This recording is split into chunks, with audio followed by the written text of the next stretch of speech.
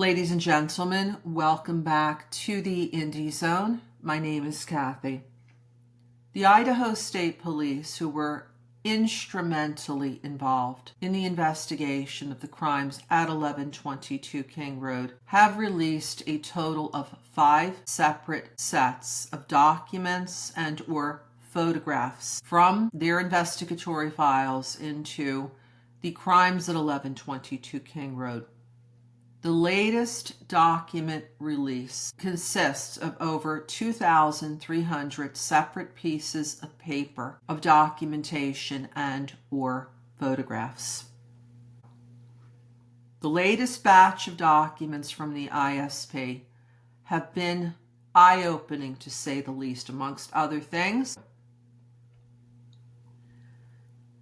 I'd like to call your attention to certain memoranda that were exchanged during the early days of the case, just at the time that this sheath was either en route to the ISP lab from the Moscow Police Department or had already arrived and was in process of being tested. The first item is from a name at the ISP that may be familiar to you if you have been watching and following the case for any period of time.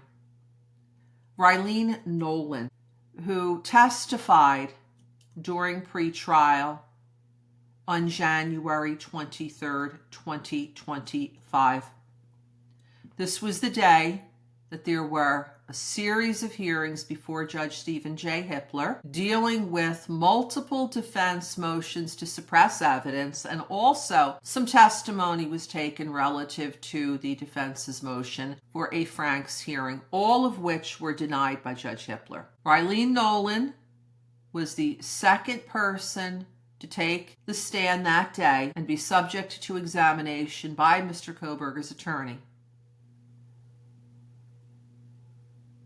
She is the forensic lab manager for the Idaho State Police. And she submitted an email memorandum. It's from Rylene Nolan. It's to a number of parties within the Idaho State Police. This document is dated Wednesday, November 16th, 2022. At 11:32 a.m. And it is written by her with the subject of the unalivings in Moscow.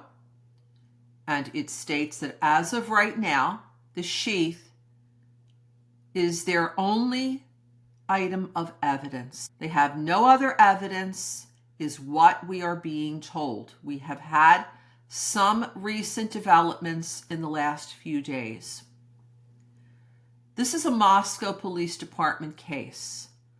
ISP is assisting, but Moscow is lead. Then it states Bill Thompson at the prosecutor's office is involved and will be POC. That is believed to be point of contact. And then it states they do now have a suspect. And the name is redacted. They are following him to get a surreptitious DNA sample. For he does have, and then a very long line here, redacted, I don't have a name to check. And then, if we look further at an email communication that went shortly thereafter Ms. Nolan's communication. This is dated November 17th, 2022. This is from Bill Thompson. And you see here that this is sent to Jade Miller of the Idaho State Police and certain other parties, including Jeffrey Talbot, who was designated as the lead for the crime scene processing at 1122 King Road. Jeffrey Talbot is copied. Ashley Jennings is copied. No one from the lead agency of the Moscow Police Department is copied here. And it states, subject, Moscow Police Department case number / Idaho State Police lab number. And it says, good morning, Jade. Just got back in the office and was reading your email as Jeff was also calling. Yes, you have our permission to consume any samples collected from the sheath. Please let us know if you need anything else. Thank you for all your help, Bill. And this is William W. Thompson of the Latah County Prosecuting Attorney. Again, no one from the Moscow Police Department is in the loop between these communications between the Idaho State Police, which is a police agency, and a prosecutor's office. Mr. Thompson was responding to an email that had been sent to him by Jade Miller on Thursday, November 17th at 9:35 a.m. And it says here, hello, Bill. I am writing regarding the above referenced case to ask for permission to consume any samples collected from the knife sheath. We feel it will be necessary to consume any samples collected from the sheath in order to have the best chance of obtaining results. Let me know if you have any questions. Thank you.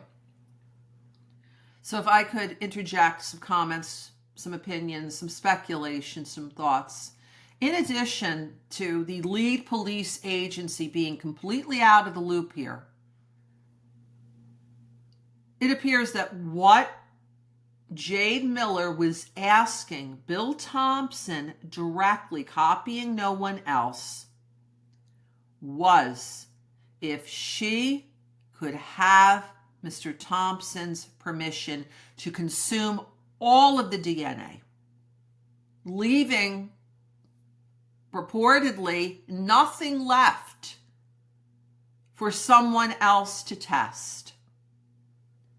And this is the response that was given to her by Mr. Thompson, with no one from Moscow Police Department, allegedly the lead agency in this investigation, copied, consulted, even just being kept in the loop. I give my opinions here pursuant to the First Amendment to the United States Constitution. If you have any thoughts, any opinions, any comments that you would like to share, please leave them here. And until next time, this is Kathy. Thank you very much for joining us here today.